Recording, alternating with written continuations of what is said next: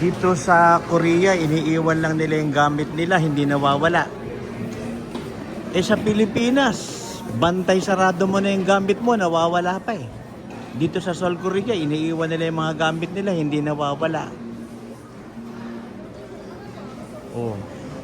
Seoul, Korea, iniiwan nila mga gamit nila, hindi nawawala. Sa Pilipinas, bantay sarado mo na yung gamit mo, nasasalisihan ka pa eh. Ibang klase ka.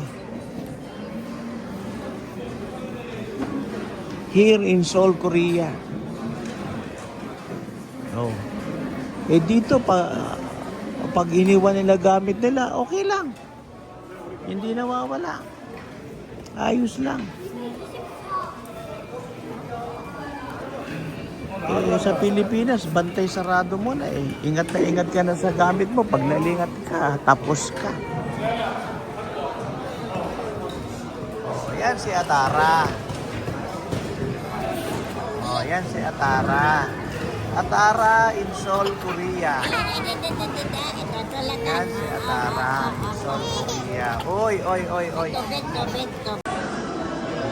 Sa Pilipinas, bantay sarado mo na yung gamit mo. Ingat na ingat ka na. Pero gagawa talaga ng paraan ang mga mangungulimbat, magnanakaw, dorobo, scammer, hacker, theft, snatch, robber, kung ano man ang tawag sa mga mapagsalisi. Dito sa Seoul, Korea, iniiwan lang yung mga gamit nila. Hindi nawawala. Sa Pilipinas bantay sarado mo na yung gamit mo. Kahit pa may CCTV pa, gagawa talaga ng paraan para makapagnakaw.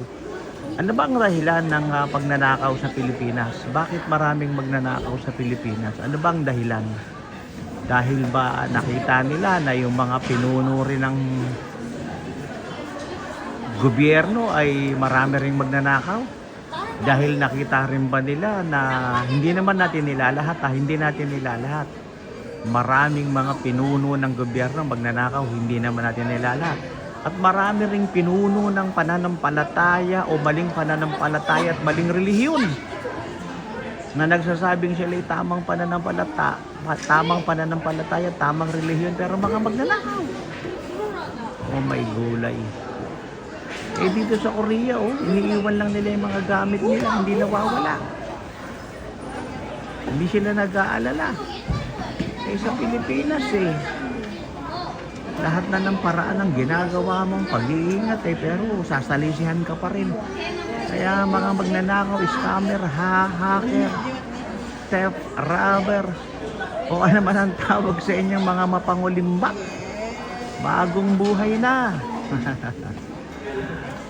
Is key here in Seoul, Korea.